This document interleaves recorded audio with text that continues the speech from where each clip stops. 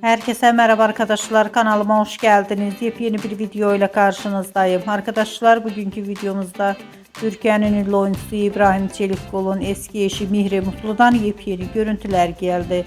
Mihre Mutlu'nun muhteşem görüntülerini sizler için YouTube kanalımda video halinde sunuyorum. Umarım beğenirsiniz. Arkadaşlar, videomu beğendiyseniz kanalımı izlemeyi ve bildirim butonuna basmayı unutmayın. Şimdilik benden bu kadar olsun. Yeni videomuzda görüşmek üzere. Hoşça kalın.